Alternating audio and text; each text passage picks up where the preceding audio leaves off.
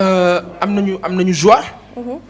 dañu am lu mag nag parce que macha allah monsieur Kane Sada ku bariwul fu nit taxawee ne gis naa ko ci beneen télé. mu toog di wax. mun nañ ko seen xëy na def na ko mais en tout cas pour ici c'est une première am nañu fierté monsieur Kane Sada c'est 30 ans de JT de journal télévisé ñi nga xamante ni fekk nañu jamonoy ORTS office national defe naa radio diffusion télévision du Sénégal ORTS après ñëw ci RTS donc ku def plus de 30 ans de JT au Sénégal en Afrique et dans le monde c'est presque unique defe naa Poivre d'Arvor Patrick il en a 20 ans sa xarit la donc tey yaa ngi ci plus de 30 ans de JT monsieur Kane dama lay wax bismillah.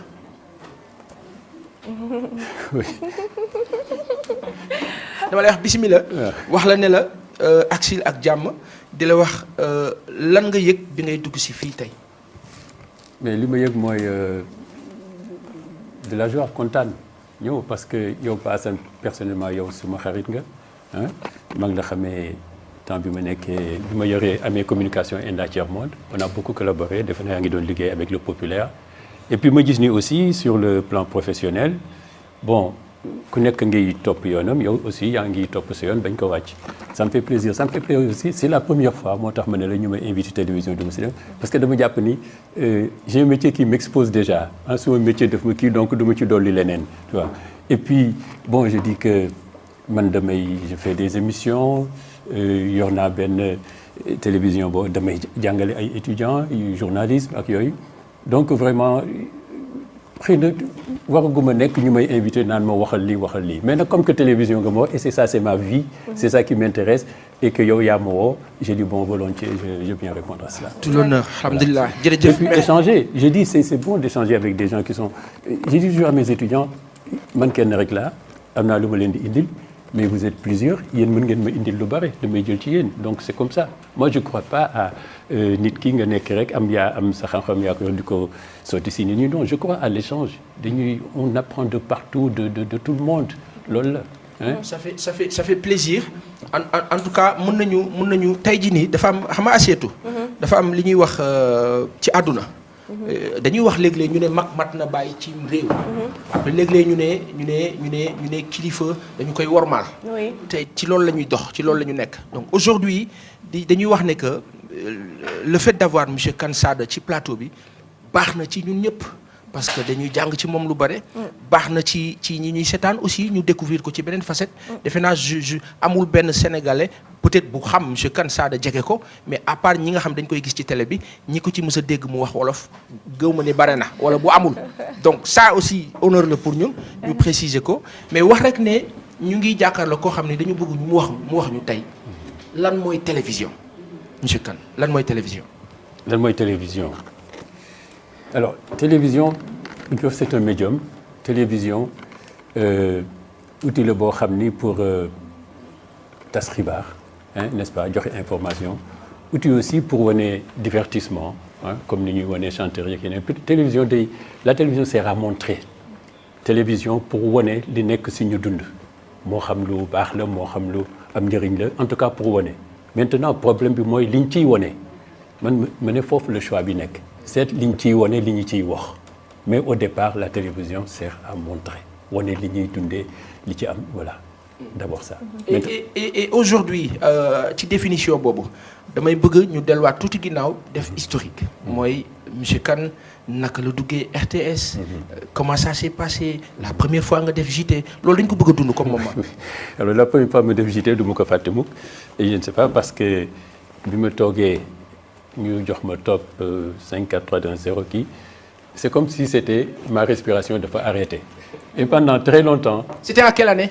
Je ne sais pas peut-être dans les années je retiens mal les années mais peut-être c'était dans les années 74 je ne sais plus franchement. oui mais yooyu daal 74 yooyu. alors mais je sais que alors bu ma déggoon générique du Ndiaye Rose bi mu doon tëdd rek daf lay def quelque chose c'est générique boobu moo tax bi ñu ko changé RTS j'étais malheureux dama ni lu baaxoon la jarul changé bon mais la vie est changement quoi les choses évoluent donc première lu yàgg chaque fois bu ma toogee di présenter télévision au moment day mel ni damay suffoqué après mu kii mais parce que nag bon, il n'y avait qu'une seule télévision, parce qu'aussi on savait qu'on nous regardait. Commencer par le président Senghor. Daf koy toog di ko seetaan boo defee faute dafay téléphoné wax la ko de temps en temps dafay dajale journaliste radio télévision yëpp ku nekk muy wax tu comprends kii def na faute fii kii def na lii donc qu'on nous regardait si suñu solin suñu waxin yëpp dafay noté yëpp donc yooyu dañ koy xam et puis aussi nit ñi dañuy ñoom bi ñu doon def télévision dañuy jàpp ni boo ñëwee toog mais les gens te regardent ñu ngi lay xool Ben Bass qui vraiment maa ngi koy saluer aussi vraiment suma xarit la woon sama mag bu baax la franchement Ben Bass il a une formule dama ko doon wax je ne sais pas dama ko doon wax il y avait un Français il faisait toutes les semaines une chronique sur le journal Le Point et il disait l'œil qui écoute il disait la télévision c'est l'œil qui écoute c'est l'œil qui écoute on regarde la télévision puisqu'on écoute boo kii da nga naan damay seetaani télé dama ko dégg donc yow mi koy def xamal ni nit ñi dañ lay gis donc bu ñu lay gis war nañ lay gisee si gis bu correct bu yiw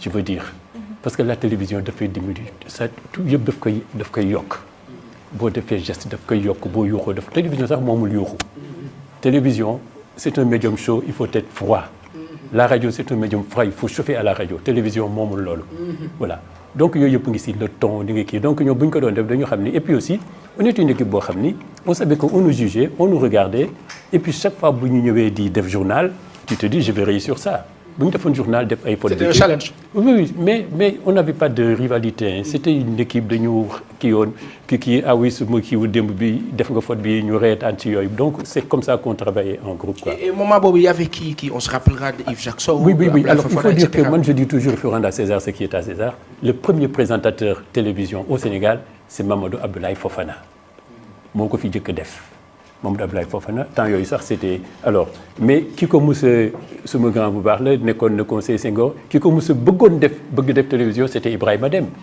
qui était grand journaliste qui faisait des émissions sur la musique cubaine mais Mamadou Abdoulaye Fofana moo ko jëkk def comprends Soxna Dieng après nekk speakerine yooyu après bon man bi ma ñëwee bon donc Mamadou Abdoulaye moi Fofana Malick Gueye ndeysaan ko yàlla yërëm alors bon ñeneen ñi ñëw Elisabeth Ndiaye qui est à la radio oui Makhtar mais très peu il était venu pour faire l'anglais et puis bon finalement il avait une belle voix tout ça il était important donc moom tam Mok Sané donc finalement ñu indi ko dans le journal français donc voilà mais il y a beaucoup de transfuges de la radio beaucoup qui sont quittés la radio mais moi je suis venu directement pour faire la télévision quand même parce que j'avais une base de presse écrite Soleil la commencé et puis il fallait jëkk def mon truc professionnel ñëw rajo bi may ñëw rajo Alioune Fall comme je savais déjà écrire on m'a mis tout de suite dans les équipes d'écriture mais nag boobu doo ñëw rek ñu sànni la antenne nga dem kooku da ngay sacrifier nit ki nous dañu doon joxe des cours bulletins blancs nga kii ñu teg ko ñu corriger ko jàngal la wax bi enfin des choses comme ça respirer se tenir. Alors justement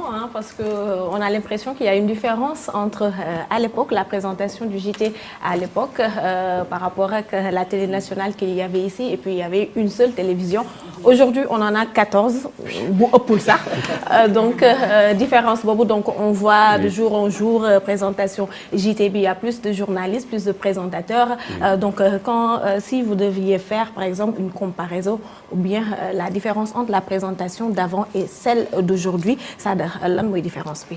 Alors est-ce que je peux juger parti parce que moi je fais partie des gens qui ont alors ce que je disais moi li ma doon wax dépend que ñoom bu ñu doon présenter dañ ko gën a j'ai l'impression bu may seetaan franchement que mes confrères m'excusent j'ai l'impression que ñoom ñoo leen ko gënoon a gën ko bëgg ñoom dañ ko bëggoon.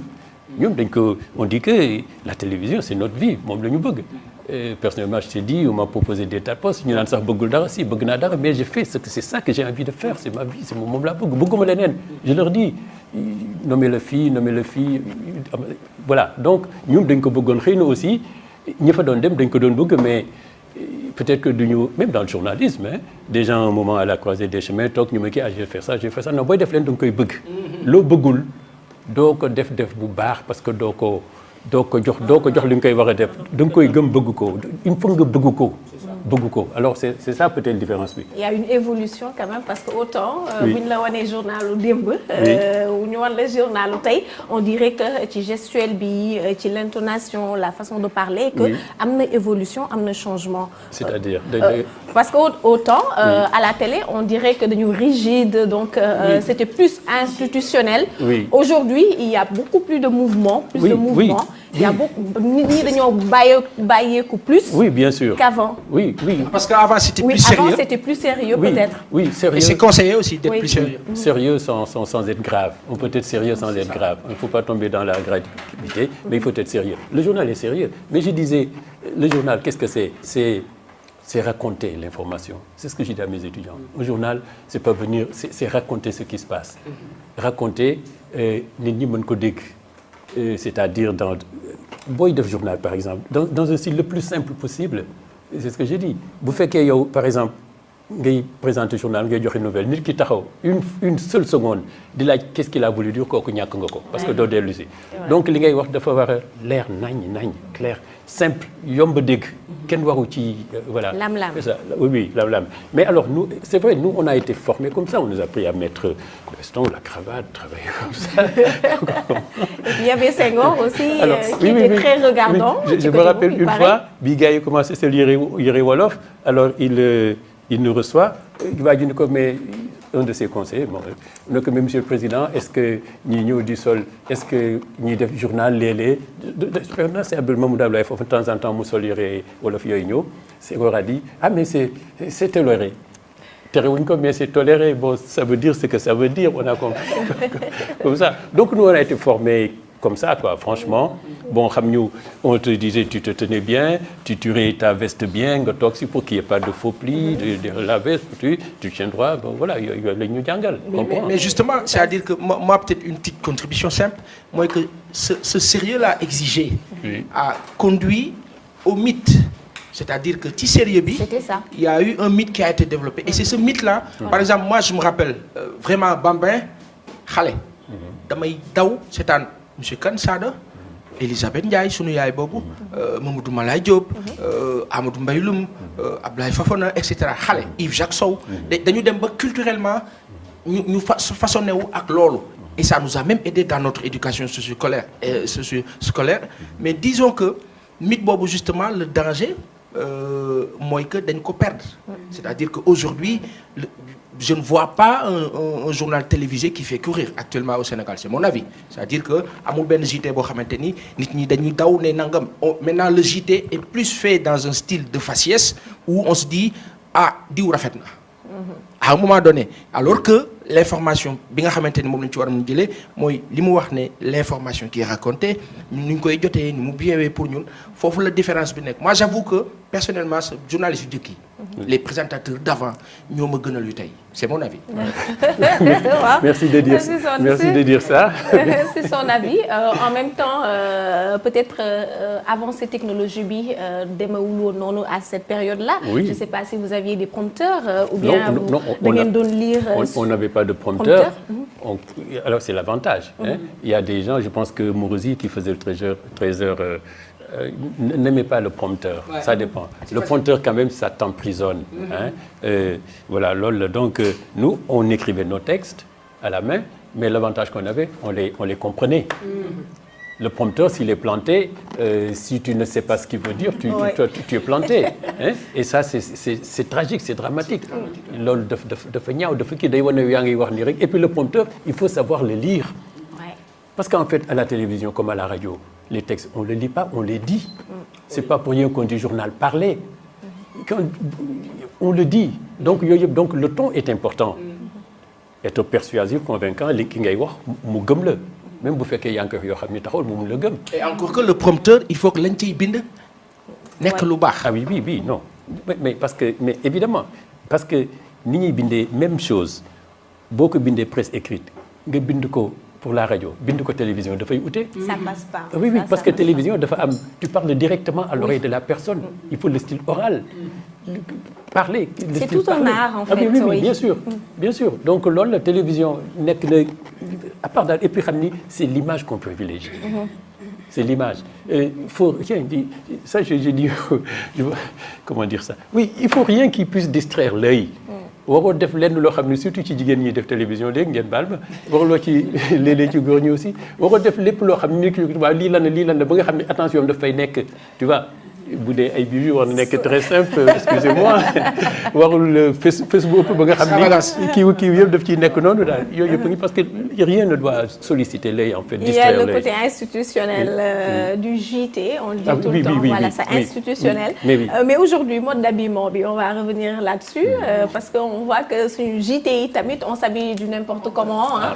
Avant, paraît-il, même une cravate, Boko Solane, le président de la République, Senghor, qui était le président à l'époque, Mounon Nalawo, critiquait le déflectif. Aujourd'hui, mais il regardait, moi je disais cette anecdote, une fois, comme ça, j'avais envie de mettre un papillon. Il était joli, en velours, noir ou blanc. J'ai mis sur une chemise qui contrastait.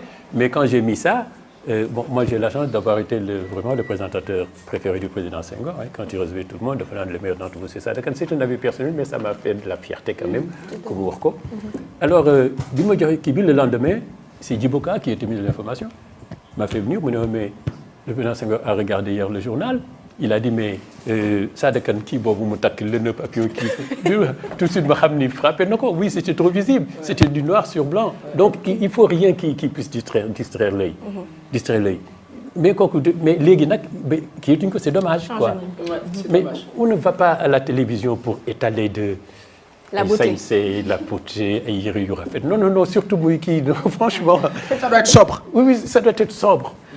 nit ki mën la dégg ba waaye nit ki bu mu nekk rek di la intéressé wu ci la xool rek gis ngeen li mu sol gis ngeen li mu takk gis ngeen non franchement. Aujourd'hui on a l'impression que c'est le contraire. Oui. Quand même il faut être de teint clair, il faut être belle, il faut porter de beaux bijoux, de beaux habits avant. Mais oui. C'est peut-être suivant aussi l'environnement sur le plan sociologique ni muy évoluer et c'est vrai que am na lu bëri ñu war a mën a corriger. Mais en tout cas il est dit que ci médias yi doon na bien trop. Est-ce que déjà am na beaucoup de jeunes journalistes yu lay approché?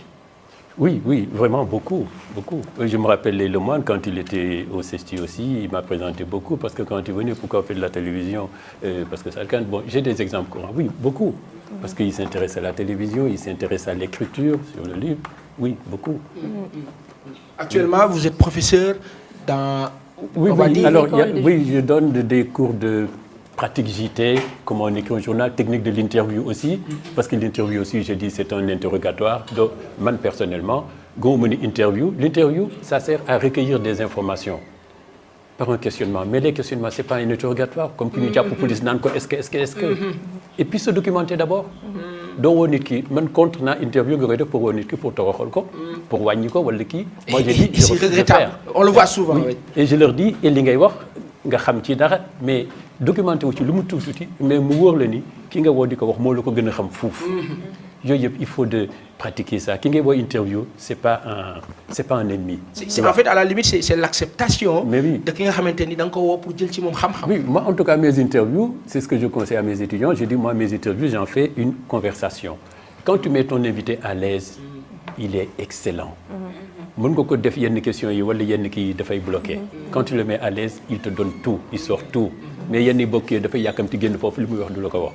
Alors donc je donne ces cours là et puis technique d'interview et puis aussi il y a télé-école aussi une télé où les étudiants ñoo koy def l'encadre il y a des présidents de commission ñoom Girassi ñoom Goudiaby moi on m'a confié la télé donc oui former les étudiants c'est bien. Et aujourd'hui peut-être laata ñu jeexal mooy que gis nañ ne que monsieur Kane Sada a reçu énormément de prix. Ouais. Qu'est-ce qui fait ça? Qu'est-ce qui fait que mu nekk à Genève, que mu nekk Dakar? Qu'est-ce qui fait ça? Eh bien, je ne sais pas.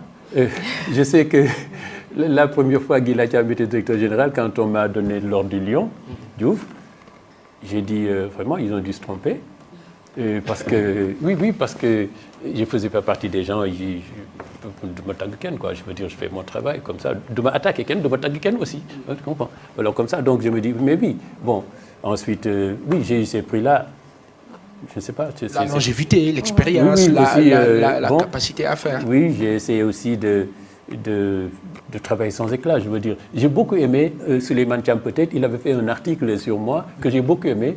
Et parce que ça correspond à ma conception de la télé. Il a dit, Sadekane, le journaliste qui ne veut pas crever l'écran. J'ai dit, mais tu as parfaitement vu mon truc. C'est ça, c'est faire mon boulot et puis bon, rentrer, voilà. Et puis voilà.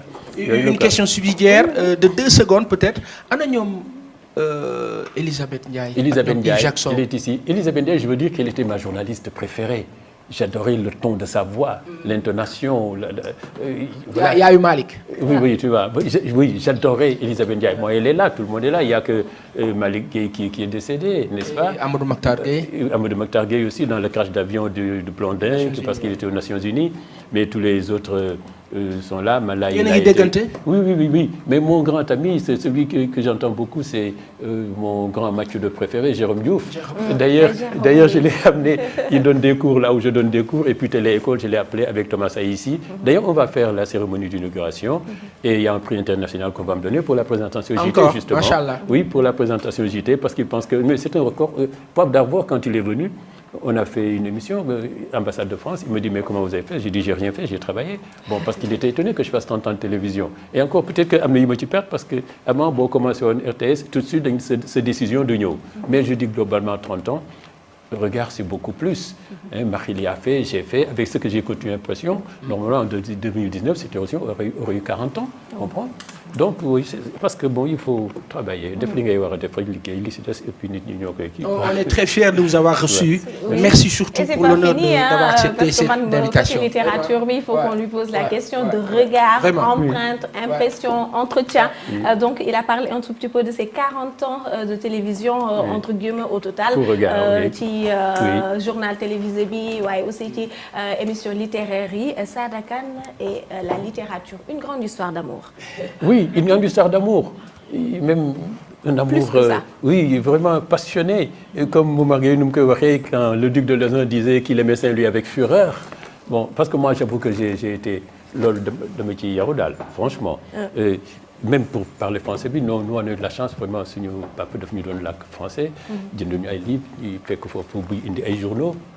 Nous avons aussi, vous avez radio information bon voilà, mais la littérature c'est ma passion de Mokoboug. Je voulais écrire, j'ai écrit des poèmes, c'est encore corrigé mais quand j'ai commencé à liguer à Motomotan, mais c'est avec la télé, la musique, écouter la musique, et vraiment c'est mes passions quoi. La famille aussi, il est très famille et enfant, machallah. C'est par rapport, alors on avait bien sûr un homme, un journaliste beau, très très expérimenté, l'un des plus expérimentés sinon le plus, ndaxte année yi mu def ci journalisme ci télévision bari na lool te comme ni ko Pa Assane waxee gisaguñu ki nga xamante ne def na ko, donc c'est toujours un plaisir de l'avoir sur ce plateau de 12-14 mais dañuy daal